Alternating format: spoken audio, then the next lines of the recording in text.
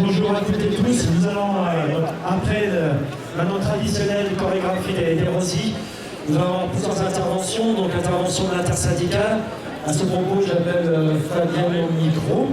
Voilà. On aura également une intervention des lycéens étudiants.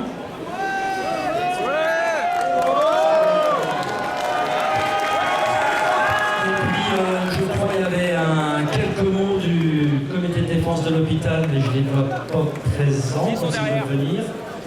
Ils sont là? Très bien. Et puis après, on partira effectivement en cortège par le pont Sainte-Anne, le tour des ponts va jusqu'à la gare et on revient ici sur l'allée du palais de justice. Et voilà.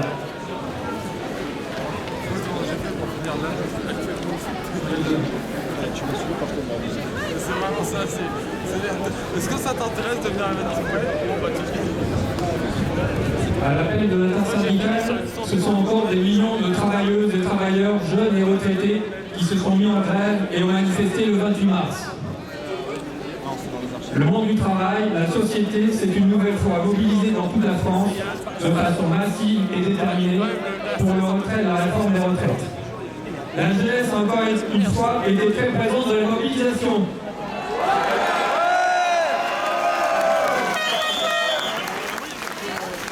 L'adoption de la réforme des retraites par le 49.3 est la preuve que le gouvernement ne recueille de majorité ni chez les travailleurs, ni chez les citoyens, ni à l'Assemblée nationale.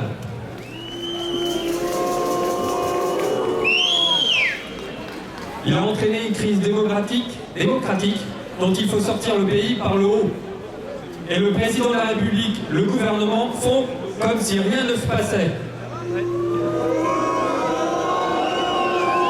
Entendent-ils dans les cortèges, grands ou petits, ce que chantent les manifestantes et les manifestants? Lisent-ils les pancartes, les enquêtes d'opinion? Croisent-ils des gens ordinaires, des travailleuses ou des travailleurs? Il reste en Chine. Un seul mot d'ordre, une seule demande. Non à la retraite à 64 ans.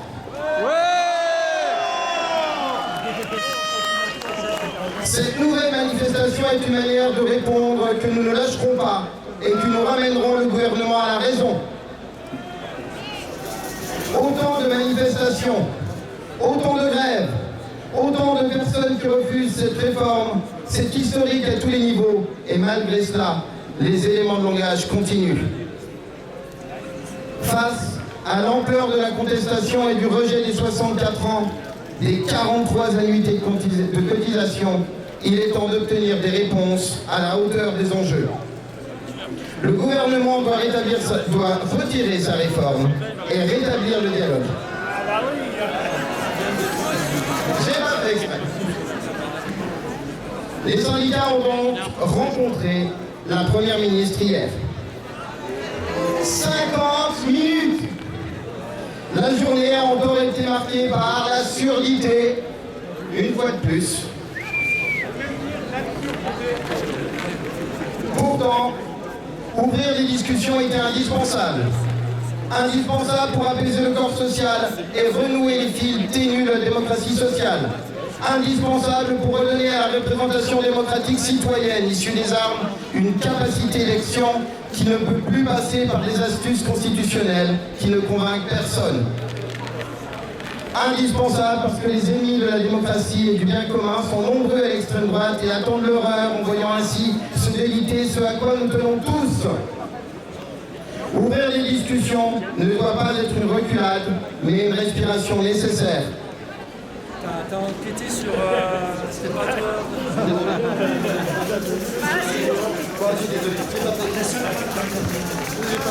Rappelons que finalement, l'intersyndicale a été reçue par la Première ministre pour la première fois depuis le 10 janvier. Il a été fait le constat d'un échec après cette rencontre de moins d'une heure à Matignon avec Elisabeth Borne, laquelle a répondu qu'elle souhaitait maintenir son texte. Il lui a été une fois de plus redit combien sa réforme est aussi injuste que brutale.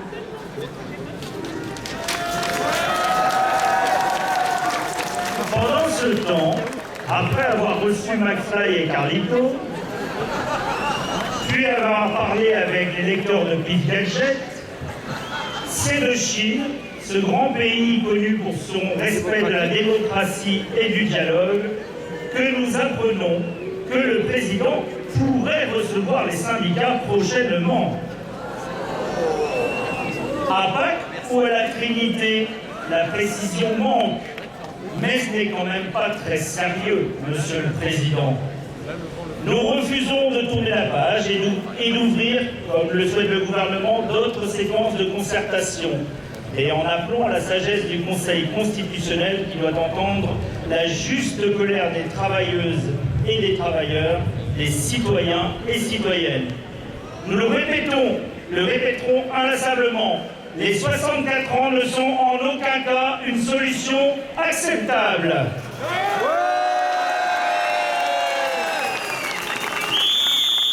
La mobilisation continue. Toutes et tous ensemble, aujourd'hui, restons déterminés et motivés à obtenir le retrait de ce projet de réforme des retraites inacceptable.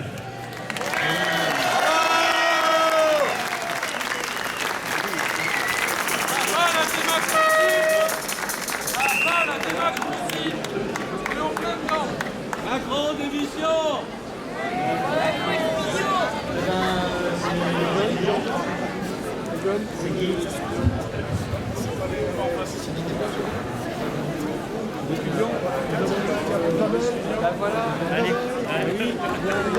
Et j'avais oublié aussi tout à l'heure, on a donc la Confédération paysanne qui a rejoint le mouvement, on peut les applaudir. Après la chapelle de 22 qui représente les artisans et les salariés du bâtiment aussi. Bravo.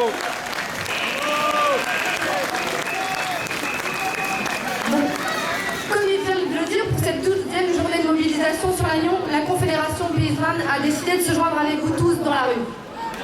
Bravo. Parce que nous refusons le report de l'âge légal et l'allongement de la durée de cotisation. Parce que le mépris, le refus de dialogue et la violence de ce gouvernement envers l'ensemble des travailleurs, salariés, artisans, paysans nous est insupportable.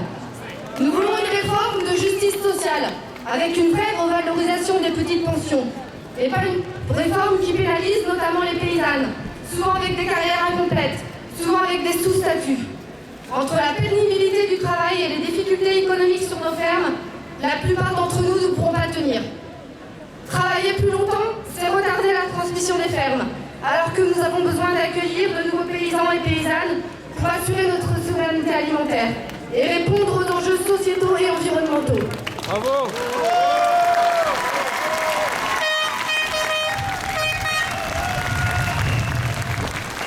Presque la moitié des paysans a plus de 55 ans et partira à la retraite dans les 10 ans. Il en faudrait 1 million pour les remplacer et répondre à tous ces défis. Face au passage en force, à la surdité de nos dirigeants, unissons-nous. Les paysans et les paysannes ne veulent pas mourir dans les champs à 64 ans.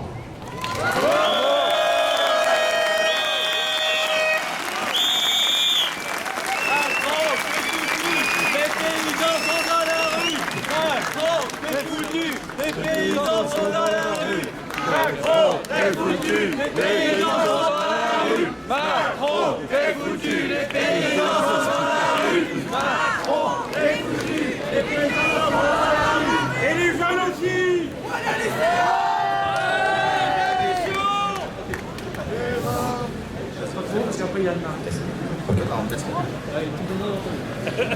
Chers camarades, aujourd'hui, nous voilà réunis, encore une fois. Le gouvernement ne plie pas, et bien nous non plus.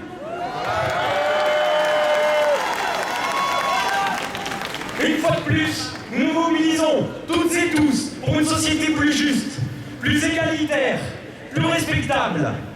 Une fois de plus, nous nous mobilisons pour faire entendre nos voix, pour rappeler à nos dirigeants, perchés en haut de leur tour d'ivoire, que nous ne sommes pas une foule, comme ils aiment à nous appeler, mais bien le peuple.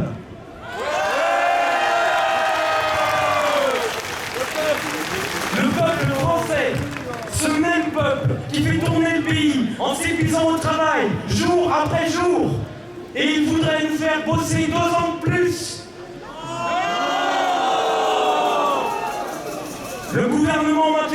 politique répressive violente contre tous les mouvements de manifestation pacifique. Il nous appelle éco-terroristes quand il déploie des milliers de policiers et de forces suréquipés face à des militants pacifiques.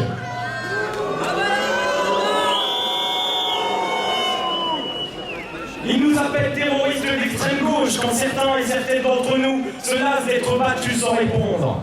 Il nous désigne, essaye de nous décrédibiliser, de nous séparer de l'opinion populaire. Mais en même temps de cela, il couvre les commandos ultra-violents d'extrême droite.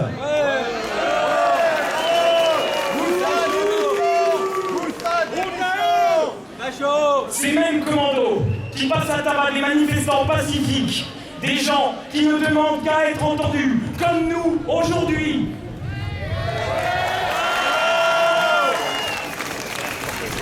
Et ils ne s'arrêtent pas là. Des tags racistes, xénophobes, des menaces de mort, des étudiants agressés, ces groupuscules s'attaquent à nos universités, aux enfants de ce pays.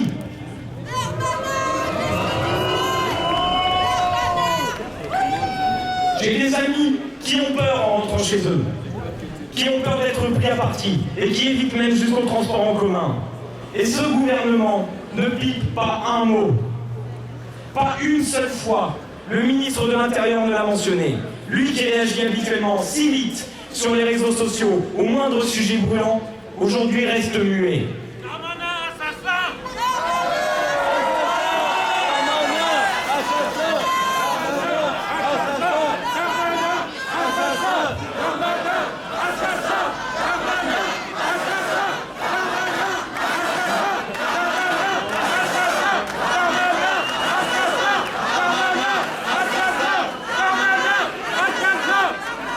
Il se tarde à dire que la police n'est pas violente. Hein?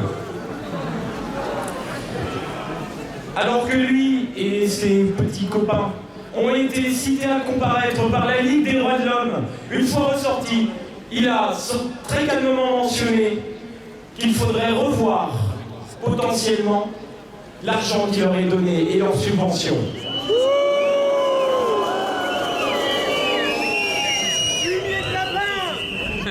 Il est quand même bon de préciser qu'en 120 ans d'existence de la Ligue des droits de l'homme, le seul et unique gouvernement qui n'y a jamais touché, c'était celui de Vichy. On n'en est pas au même stade. On peut encore arrêter, on peut encore s'en occuper et faire descendre ce gouvernement de cette tour d'ivoire.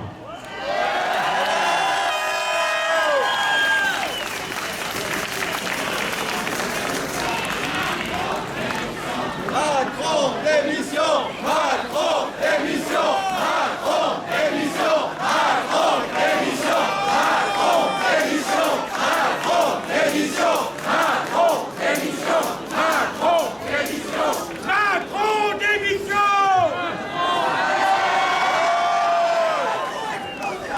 S'ils voulaient vraiment faire les choses bien, faire leur travail, j'entends, ils cesseraient les subventions données au CAC 40.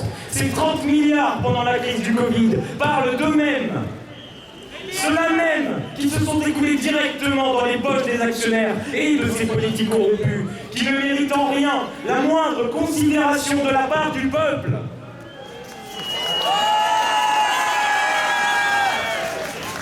Rien qu'avec ces 30 milliards, il y aurait largement de quoi combler la dette sociale. Mais non, il faut qu'ils prennent 2 ans de plus. Alors une fois de plus, camarades, citoyennes et citoyens, étudiants et étudiantes, vous qui nous entendez, qui nous regardez, mais qui n'êtes pas forcément mobilisés, descendez dans les rues, répondez aux appels de grève générale, de manifestations, participez aux actions organisées à travers le territoire et sur tout le continent. Sur toute la région, pardon. Sur toute la terre.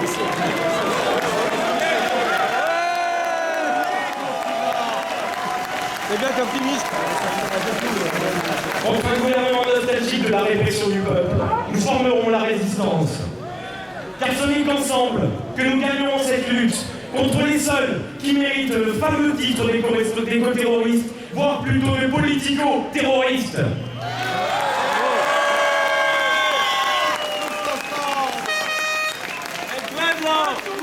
unido, jamás será vencido. El pueblo unido, jamás será vencido. El pueblo unido, jamás será vencido. El pueblo unido, jamás será vencido.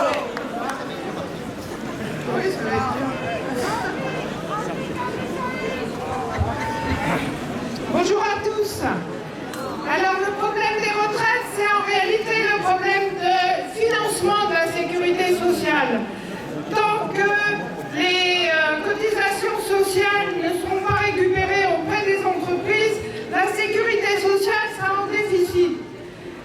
Alors les retraites, il n'y a pas que ça aussi dans la sécu, il y a aussi le financement de la santé. Et demain, ça sera la journée mondiale contre la marchandisation de la santé. En ce moment, vous avez dû entendre parler de la loi RIST, financement des intérimaires. Mais vous avez aussi entendu parler de la fermeture des petites maternités qui font moins de 1000 accouchements. Alors tout ça, c'est stigmatiser les uns pour mieux privatiser la santé.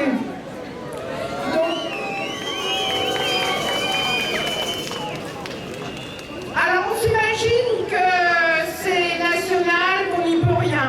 Sauf que localement, on a des exemples et ça se fait même à l'hôpital. Donc pour demain, on vous invite à 18h à Sainte-Anne pour vous montrer comment chacun d'entre nous peut être touché dans sa vie par la privatisation de la santé au travers des mutuelles. Et on attend des témoignages et on vous expliquera réellement comment vous pouvez vous défendre. Voilà, demain à 18h à Sainte-Anne, organisé par le comité de défense.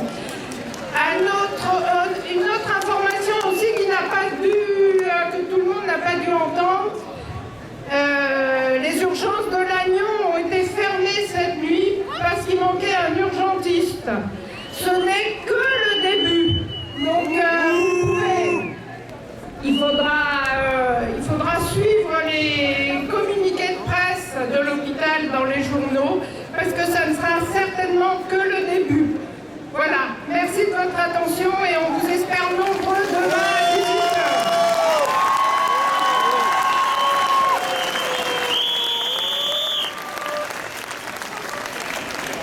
Bien, nous sommes encore des milliers aujourd'hui à Lannion dans la rue. Donc on va partir en cortège par le pont Sainte-Anne. La banderole est en train de se mettre en place. Et également la voiture intersyndicale. Donc voilà, on va y aller.